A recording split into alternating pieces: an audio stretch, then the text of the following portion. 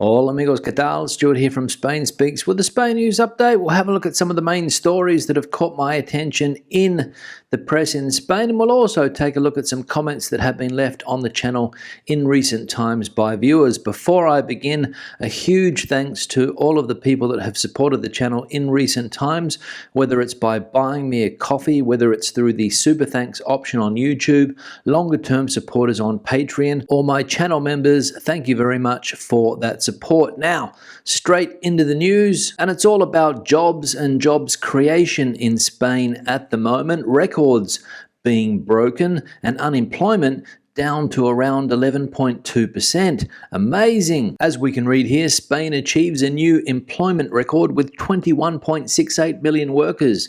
Spain has once again reached an all-time high in the number of workers. The labour force survey for the second quarter of the year, released this Friday, shows that there are 21.68 million people working in Spain, more than ever before. And at the same time, the INE statistics show 2.75 million unemployed, the lowest figure in a second quarter since 2008. Thus, the unemployment rate stands at 11.27%, which is also the lowest in the last 3 decades. These positive results are achieved in what is usually the best quarter for the labour market in an economy as seasonal and linked to tourism as the Spanish economy. So jobs, and more jobs in Spain at the moment, and the unemployment rate down to 11.27%, which, as we saw there, is the lowest rate in 3 decades. Wow! And more people in Spain working than ever before. Again, wow! But before the government starts patting itself on the back, we'll have to see exactly what type of jobs are being created. Long-term stable employment or precarious employment in sectors like hospitality? Don't know. Second piece of news now, an Andalusia Premier, Mr. Moreno, apparently doesn't want to have anything to do with his party's new stance on immigration. And as we can see here, Moreno is distancing himself from Feijóo's hardline speech. "I will not take part in the immigrant witch hunt." With this phrase, the president of the Junta de Andalucía, Juan Manuel Moreno, has gone to great lengths this Thursday to counter the vile arguments of Vox in the Andalusian parliament against illegal immigration. "They are all men and Maghrebis. Where are the children? They have more body and beard than you and I." Although he has also distanced himself from the speech given by the leader of the PP, Alberto Núñez Feijóo, last Monday. At a meeting of the PP's National Board of Directors, which Moreno did not attend, Feijóo came close to the thesis of the extreme right, equating immigration and crime. So there we go. Andalusian Premier Mr. Moreno does not want a bar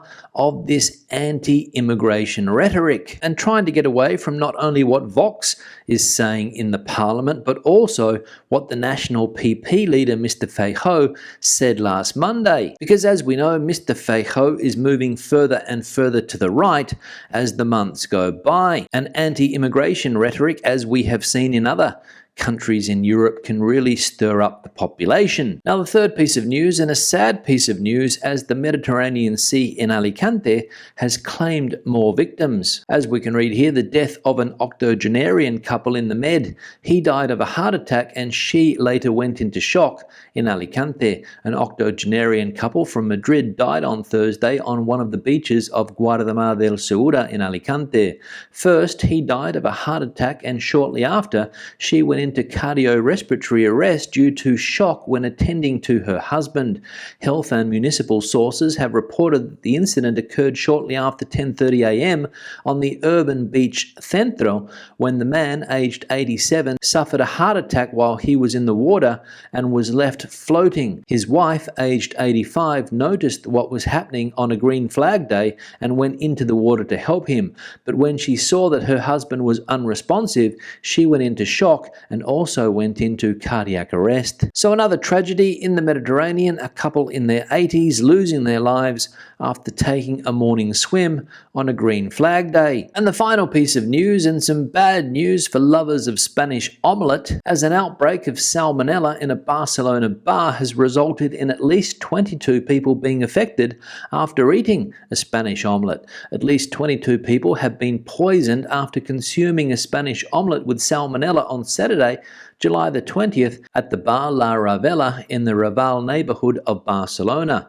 The owner of the establishment reported the possible Salmonella outbreak to the Barcelona Public Health Agency on the 23rd of July, according to sources from this organisation confirmed to El Periódico. The notification to the agency occurred on the same day that various affected individuals began to write their complaints on the establishment's Google profile, whose speciality is precisely the potato omelette. The source of the outbreak appears to be, according to the ASPB, the consumption of a potato omelette that was served on July the 20th. Of the at least 22 affected people, 4 required hospitalisation, 3 in Barcelona and 1 in Madrid. So another Salmonella outbreak in Spain resulting from people eating the famous Spanish omelette. We saw last year or the year before, I think it was, in Madrid, a very famous establishment had to close for months because of one of these outbreaks. And now in Barcelona, 22 people poisoned from eating a dodgy omelette. So if you're like me and you like a bit of Spanish omelette every now and again, and let's be honest, who doesn't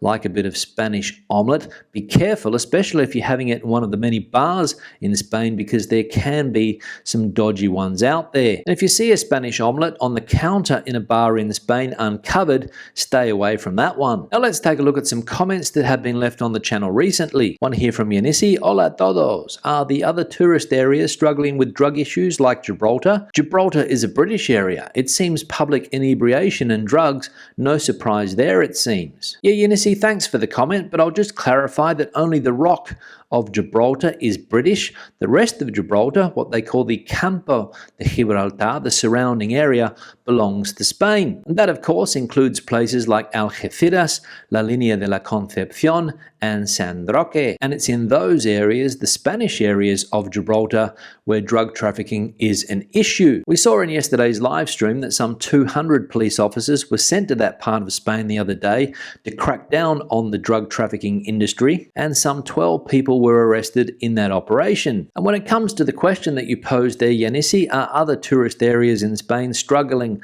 like the Campo de Gibraltar when it comes to drug issues? The answer is no.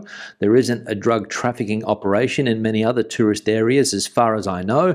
Drug consumption, yes, but trafficking on the scale of what happens down there in the south of Spain, I don't think so. One here from Anthony. If tourists waited till nighttime to get smashed when the locals do, bars would complain about the lack of trade in the afternoon. Surely it's better to stagger drunk staggering hours. Yeah, Anthony, thanks for the comment and thanks for the tongue twister at the end. And maybe you were right that the average bar and restaurant in tourist areas in Spain would complain if the alcohol supply was cut off during daylight hours. One here from Radio. In our local newspaper, La Voz Lanzarote, today they are worried about 80% occupancy expected. Thank you, Stuart, for the very interesting information. Yeah, Radio, thanks for the comment, thanks for the nice comment, and you are welcome. And I can imagine that hotel owners on the island of Lanzarote would be worried if they're expecting only 80% occupancy. And let's be honest, there is no doubt that this anti-tourism backlash here in Spain is going to have an effect on the tourism industry. You might not see the results this year, but next year and the year after, because a lot of international press have picked up on this anti-tourism sentiment here in Spain,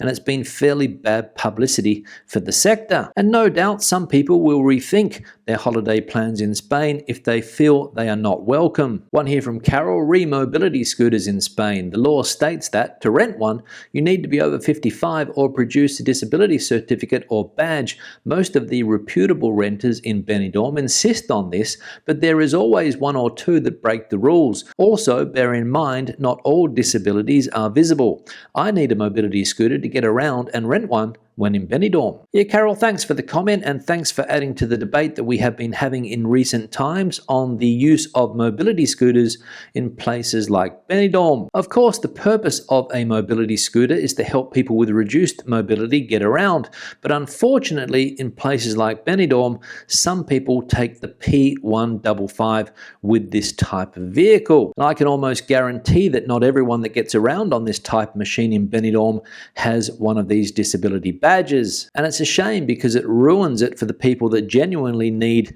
a mobility scooter. So thanks, Carol, for the comment and pointing that out. One here from Paul Gerard. Unfortunately, all these drug dealers will be replaced. As long as the area is poor and people need money, then they will be exploited. The police have a continuous battle in the region. How does the government help the region? Or are they more concerned in obtaining Gibraltar? Yeah, Paul Gerard, thanks for the comment, and you were right. No matter how many people you put in jail because of drug trafficking, there will always be people to replace them. Because in places with high unemployment, like the Cádiz region in the south of Spain, people will always look for opportunity. And if they can't find legal opportunities, they'll look for illegal ones, like, for example, drug trafficking. And let's be honest, if you can make 3,000 euros a week in this trade, why are you going to sweat your off in a bar? And what are governments doing to improve the situation down there? Not a lot, it seems. This area of Spain has been neglected by governments for decades, and this is the result. So good luck trying to stop it. And the final comment here from Morg: the war on drugs is a waste of time. Yeah, Morg, thanks for the comment, and it does seem to be the case that the war on drugs, whether it be in Spain or another country in the world, is a waste of time. Because some people, when they have money in their pockets, what do? They buy drugs. And it's purely a question of supply and demand. If there is a demand for this type of thing, and let's be honest, it seems to get bigger year after year, then there's always going to be people willing to supply. Maybe education is the key to this issue. I don't know. Just putting it out there. Let me know what you think in the comment section below. On that note, I'm going to wrap the video up. Questions and comments also in that section below. If you have anything to add to the conversation today, please, that is the section. Give the video a thumbs up if you liked it, thumbs down if you didn't. I'll see you in the next one. Hasta luego.